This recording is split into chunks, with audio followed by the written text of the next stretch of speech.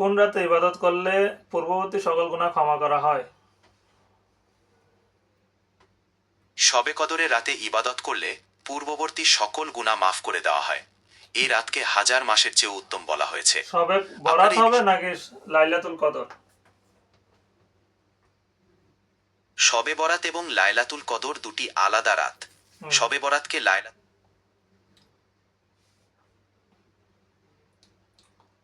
জি বলুন, শুনছি।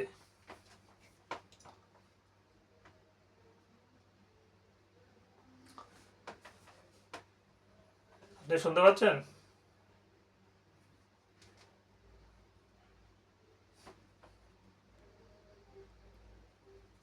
আসসালামু আলাইকুম। ওয়ালাইকুম আসসালাম।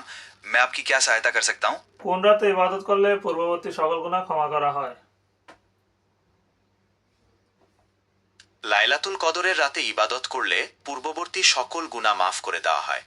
এই রাতকে হাজার মাসের চেয়ে উত্তম বলা হয়েছে। আপনার এই বিষয়ে আর কিছু জানার আছে? নির্দিষ্ট কিছু বিষয়ের উপর বিশ্বাস স্থাপন করা এবং সে বিশ্বাসের প্রতিপালন করাকে ইসলামী পরিভাষায় কি বলে?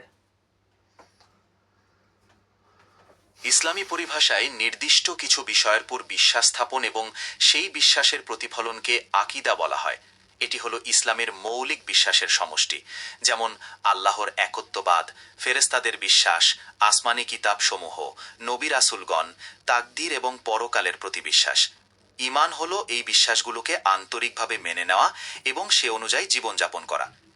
আপনার আর কোনো প্রশ্ন আছে? আল্লাহ তাআলা কি জন্য মানুষ ও জিন জাতিকে সৃষ্টি করেছেন? আল্লাহ তাআলা মানুষ ও জিন জাতিকে সৃষ্টি করেছেন একমাত্র তাঁর ইবাদত করার জন্য। পবিত্র কোরআনে এই কথা স্পষ্টভাবে বলা হয়েছে।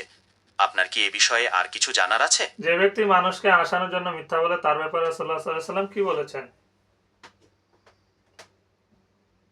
যে ব্যক্তি মানুষকে হাসানোর জন্য মিথ্যা বলে তার জন্য ধ্বংস, এমনটিই বলা হয়েছে হাদিসে। রাসূলুল্লাহ সাল্লাল্লাহু আলাইহি ওয়াসাল্লাম বলেছেন, ধ্বংস হোক সেই ব্যক্তি যে মানুষকে হাসানোর জন্য মিথ্যা বলে, তার জন্য ধ্বংস, তার জন্য ধ্বংস। আবু দাউদ। তাই হাসি মশকরা করা বৈধ, কিন্তু মিথ্যা পরিহার করতে হবে। আপনার আর কোনো প্রশ্ন আছে? কোন রাতে কোরআন অবতীর্ণ হয়েছে? কোরআন অবতীর্ণ হয়েছে লায়লাতুল কদরের রাতে, যা রমজান মাসের শেষ দশকের বেজোর রাতগুলোর মধ্যে একটি। এই রাতকে হাজার মাসের চেয়েও উত্তম বলা হয়েছে। আপনার এই বিষয়ে আর কিছু জানার আছে? ইসলাম শব্দের অর্থ কি?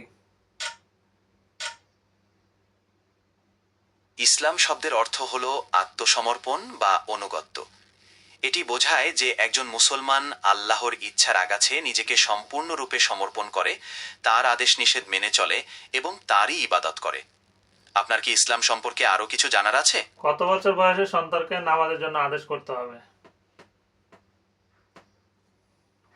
সন্তানকে 7 বছর বয়সে নামাজের জন্য আদেশ করতে হবে এবং 10 বছর হলে নামাজ না পড়লে প্রয়োজনে শাস্তিও দেওয়া যাবে। এটি হাদিসে বর্ণিত আছে। আপনার আর কোনো প্রশ্ন আছে? কিয়ামতের পূর্বে সূর্য কোন দিক থেকে উদিত হবে? কেয়ামতের আগে সূর্য পশ্চিম দিক থেকে উদিত হবে। এটি ইসলামী বিশ্বাসের একটি বড় আলামত। হাদিসে এই বিষয়টি স্পষ্টভাবে বলা হয়েছে। আপনার এই বিষয়ে আর কিছু জানার আছে? নামাজ মানুষকে কি কে বিরত রাখে? নামাজ মানুষকে সকল অন্যায় ও অশ্লীল কাজ থেকে বিরত রাখে। এটি হচ্ছে মুমিনের জন্য বেহেশতের চাবি। আপনার আর কোনো প্রশ্ন আছে?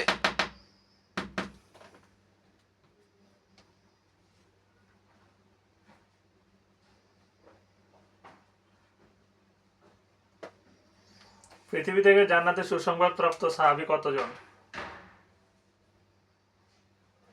আসলে অনেক সাহাবী রাসূলুল্লাহ সাল্লাল্লাহু আলাইহি ওয়াসাল্লামের মুখ থেকে জান্নাতের সুসংবাদ পেয়েছিলেন। তবে বিশেষভাবে 10 জন সাহাবীকে আশারায়ে মুবাশশারা বলা হয়, কারণ তারা দুনিয়াতেই জান্নাতের নিশ্চিত সুসংবাদ পেয়েছিলেন। এই 10 জন সাহাবী হলেন হযরত আবু বকর সিদ্দিক রাদিয়াল্লাহু আনহু, হযরত ওমর ইবনুল খাত্তাব রাদিয়াল্লাহু আনহু, হযরত উসমান বিন আফফান রাদিয়াল্লাহু আনহু, হযরত আলী ইবনে আবি তালিব রাদিয়াল্লাহু আনহু, হযরত তালহা ইবনে উবাইদুল্লাহ রাদিয়াল্লাহু আনহু, হযরত জুবাইর ইবনে আওয়াম রাদিয়াল্লাহু আনহু, আব্দুর রহমান বিন আউফ রাদিয়াল্লাহু আনহু, সাদ বিন আবি ওয়াক্কাস রাদিয়াল্লাহু আনহু, হজরত সাঈদ বিন জাইদ রাদিয়াল্লাহু আনহু এবং হজরত আবু উবাইদা আমের বিন আবদুল্লাহ ইবনুল জাররাহ রাদিয়াল্লাহু আনহু।